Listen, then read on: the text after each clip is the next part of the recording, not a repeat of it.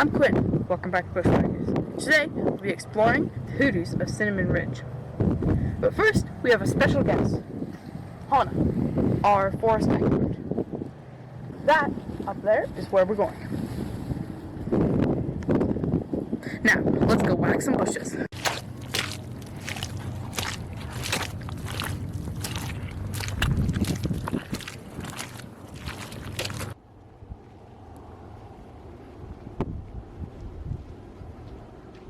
Okay, so here we've come to a stream, and it's actually pretty wide, which is uncommon for this dry habitat and climate around here. Usually you don't find any running water if it's not in a lake or a large stream.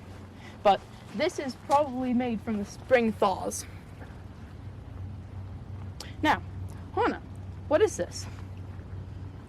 Well, Quinn, you summed it up fairly nicely.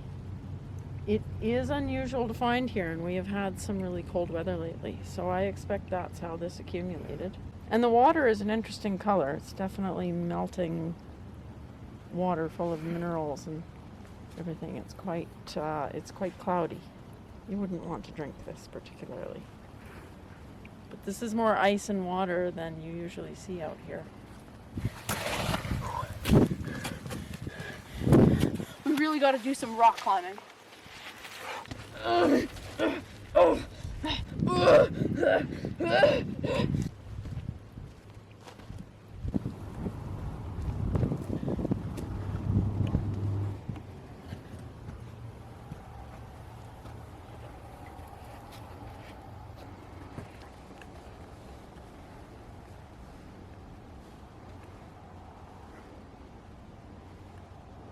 So Hannah, these are very interesting rock formations. How were they formed?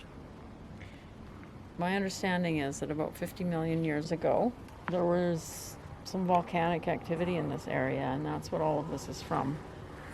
You can see a lot of the actual lava formations up there in those in the firmer rocks, and I think this looser stuff down here, which is eroding in such interesting shapes, is volcanic ash. And there's chunks of solid rock and little veins of other kinds of solid rock going through it, which makes it erode in these really interesting ways. But it's easy to imagine that some of these things are creatures frozen in stone, and it's just it's a really neat area to be. So Hannah, what is this white stuff on the dirt? These are alkaline minerals that have leached out of the ground. Moisture moving out towards the surface brings the minerals in it, and then it dries on the surface, like this. So Hannah, what can you tell us about these cactuses? Well, it's going to be one of two kinds that grow around here, and they have beautiful yellow to pink flowers in June. And these ones are looking a bit skinny right now. Sometimes when it's just rained, they're quite bright green and full of water. These ones look like they could use a bit more moisture. Anyway, they're very common around here. And kind of have to watch where you're going because those spines really hurt.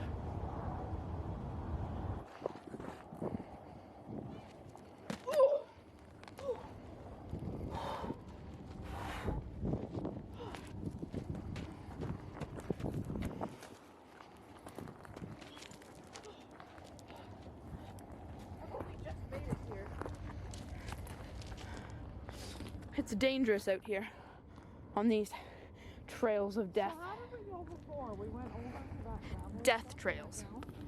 Death trails. So Hannah, what are these? They're bighorn sheep beds. And there's quite a few of them here. Nice little ledges where they can watch everything below. And it looks like there's some fur here as well. I think some of them are shedding. So Hannah, what is this vein?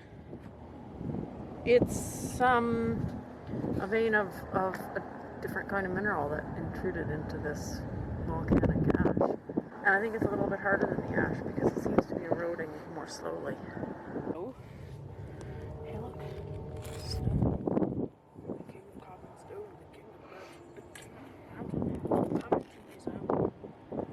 So this is a great example of some of the geologic processes that are going on here.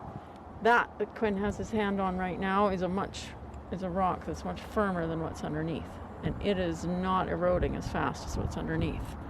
However, as Quinn is demonstrating, it is not as fragile as it might look.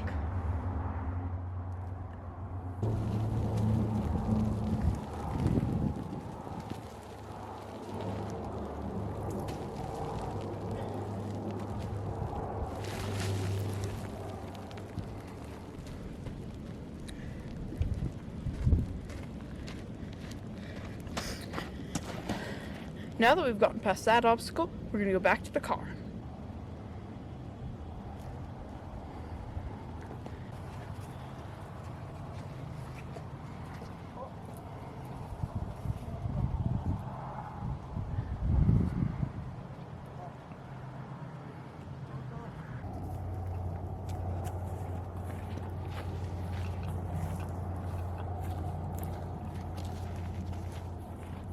So here is a very, very old can, and as you can see here, it's kokanee beer. And up at the top, this is a very old-fashioned way of opening a can. You'd push this first, and then you'd pull this up. And they don't use this anymore ever since they invented the lever. That's all for Bushwhackers today. See you next time on Bushwhackers.